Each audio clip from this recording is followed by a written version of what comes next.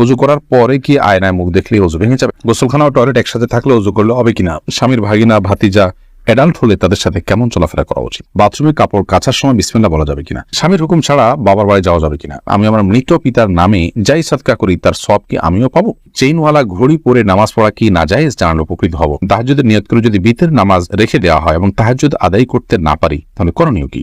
মহিলাদের নামাজরত অবস্থায় যদি আজান হয় তাহলে কি নামাজ পড়া চালু রাখা যাবে? আমার মেয়ের পেটে থাকা অবস্থায় মুখে একটি দাঁত উঠেছে, এটি কোনো ভালো লক্ষণ নাকি খারাপ লক্ষণ? গর্ভকালীন কোন আমল করলে নরমাল ডেলিভারি হবে? গোসলের পরে ভেজা চুল গামছা দিয়ে বেঁধে নামাজ আদায় করলে কি নামাজ হবে? প্রশ্নোত্তর আলোকিত ভবনে প্রবেশ করি। কাজী ফাতেমা আপনি লিখেছেন, মহিলাদের নামাজরত অবস্থায় যদি আজান হয় তাহলে কি নামাজ পড়া চালু রাখা যাবে? যাবে, কোনো অসুবিধা নেই। আজান হওয়া হলে নামাজ বন্ধ করে ফেলতে হবে, কোনো কথা নেই। আপনি নামাজ পড়ছেন, ইতিমধ্যে আজান শুরু হয়ে গেছে, আজান মুয়াজ্জিন সাহেব দিতে থাকুক, এদিকে আপনার নামাজ আপনি কন্টিনিউ করতে থাকেন, কোনো সমস্যা নেই। আপনি ফরহাদ হোসেন আপনি লিখেছেন, বাথরুমে কাপড় কাচার সময় বিসমিল্লাহ বলা যাবে কিনা? বাথরুমে কাপড় কাচার সময় বিসমিল্লাহ বলবেন, বিশেষ করে যখন কমরের সাথে আপনার ওই জায়গার পার্টিশন থাকবে।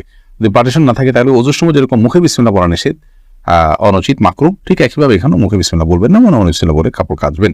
এরপর আমির হামজা আপনি ইউটিউব চ্যানেলে আমাদের প্রশ্ন করেছেন, আমার মেয়ের পেটে থাকা অবস্থায় মুখে একটি দাঁত উঠেছে, এটি কোনো ভালো লক্ষণ নাকি খারাপ লক্ষণ? সন্তান গর্ভে থাকা অবস্থায় যদি মুখে দাঁত উঠে সেটা কোনো খারাপ বা ভালো লক্ষণ নয়।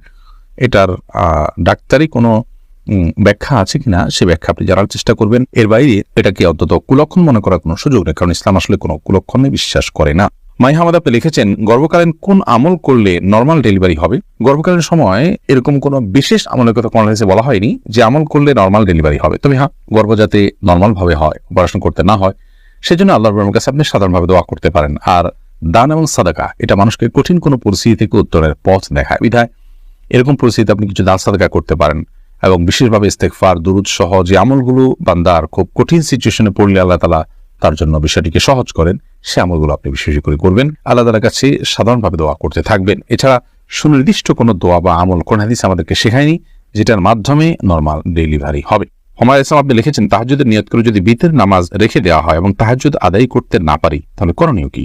আপনি তাহাজ্জুদ পড়বেন ভোর রাতে, সেজন্য বিতির পড়েননি, তো এটি আপনার জন্য তখনই উচিত হবে যখন আপনি ভোর রাতে উঠতে পারবেন এবং তাহাজ্জুদের জন্য পুনরায় ঘুম থেকে উঠতে পারবেন। সে মর্মে আপনার যদি প্রবল সম্ভাবনা থাকে, জোরালো সম্ভাবনা থাকে, তাহলে সেক্ষেত্রে আপনি এটি করবেন।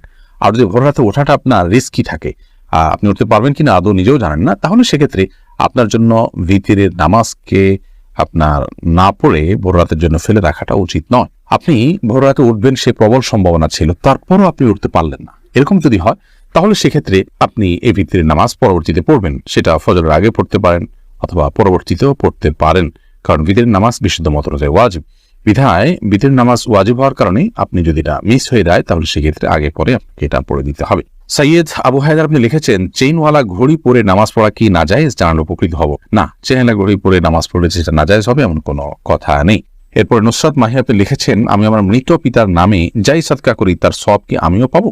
আপনার মৃত পিতার নামে যে সাদকা আপনি করবেন, আশা করা যায় আল্লাহ রাব্বুল আলামিন আপনাকেও এক্সট্রা হিসাবে তার সাদকার সওয়াব দিবেন। কারণ আপনি যেহেতু পরিশ্রম করেছেন, আপনি যেহেতু কষ্ট করেছেন, আল্লাহ রাব্বুল আলামিন সেজন্য আপনাকে বঞ্চিত করবেন না। কারণ আল্লাহ রাব্বুল আলামিন কাউকে তার পরিশ্রমকে পণ্ড বা ব্যর্থ হতে দেন না, যতক্ষণ পর্যন্ত সেটি আল্লাহ সন্তোষের জন্য হবে এবং সঠিক নিয়মে হবে। সাবির ইয়াসমিন জান্নাত আপনি লিখেছেন, স্বামীর হুকুম ছাড়া বাবার বাড়ি যাওয়া যাবে কিনা? আপনি যেহেতু স্বামীর সংসারে থাকেন, অতএব তার সুবিধা অসুবিধা, তার প্রয়োজন ইত্যাদি বিষয় থাকতে পারে, সেই কারণে তাকে আপনি বলে যাবেন। কিন্তু স্বামী আপনাকে আপনার বাবার বাড়ি যাওয়া থেকে বঞ্চিত করে রাখবেন, যেতে দিবেন না, আটকে রাখবেন এবং তার খেয়াল খুশি মতো সে আপনাকে আপনার বাবা মার সাথে সাক্ষাৎ করা থেকে বিরত রাখবেন, সে অধিকার কিন্তু তার নাই। সেটা যদি তিনি করেন তাহলে তিনি অন্যায় করছেন। তবে হ্যাঁ, অবশ্যই আপনি চেইন অফ কমান্ড, একটি ফ্যামিলির পারস্পরিক যে বোঝাপড়া, সেটা যেন ভালো তার জন্য আপনি বলে যাবেন।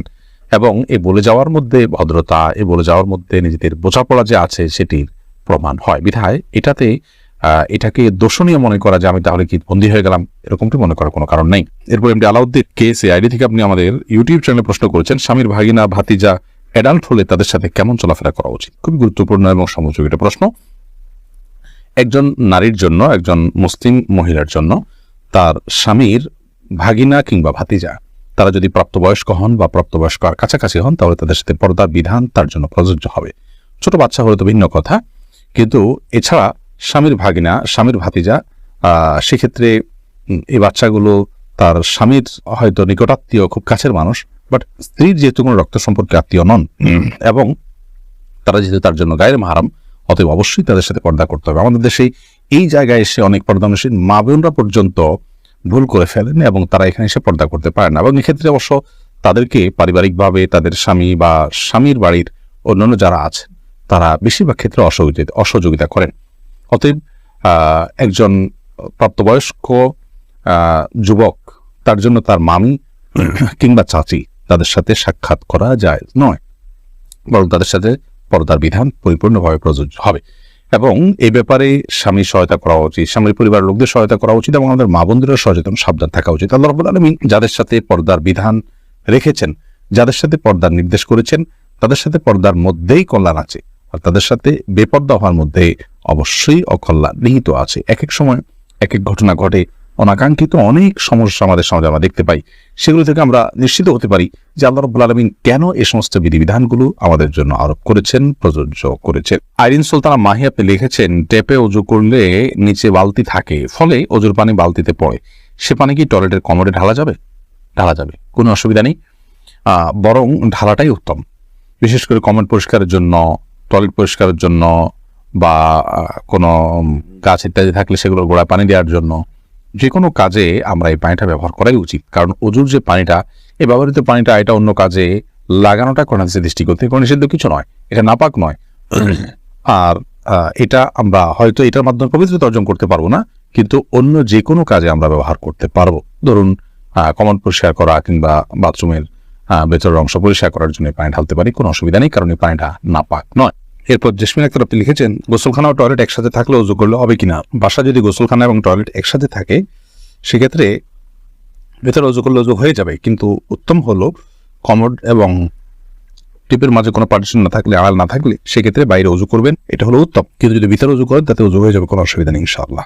এরপরে মার্জিয়া শেলি আপনি লিখেছেন, নিকট আত্মীয় যারা সুদ খায় তাদের বাড়িতে বেড়াতে যাওয়া যাবে এবং খাওয়া দাওয়া করা যাবে।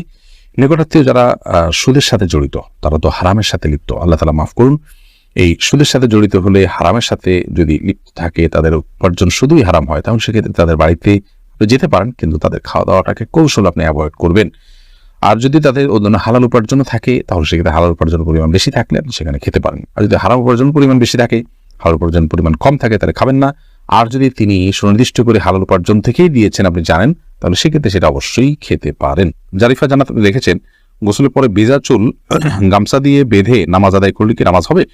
আমি একজনের কাছে শুনেছি এরকম করলে নামাজ হবে না, বিষয় কিছু বলেন না, এরকম করে নামাজ হবে না এমন কোনো কথা নেই। আপনি একজন নারী হিসেবে আপনার পুরো শরীর আপনাকে ঢেকে নামাজ পড়তে হবে, শুধুমাত্র মুখমণ্ডল এবং দুই হাতের কবজি আপনি খোলা রাখবেন, এর বাইরে অন্য কোনো শর্ত নেই। আপনি গামছা দিয়ে ঢাকেন বা গামছা দিয়ে বেঁধে তার উপর দিয়ে অন্য একটা কাপড় দিয়ে ঢাকেন, কোনো অসুবিধা নেই। কাজলে আইডি থেকে আপনি লিখেছেন, উজু করার পরে কি আয়নায় মুখ দেখলে অজু ভেঙে যাবে? না, কোনো অসুবিধা নেই, অজু ভাঙবে না।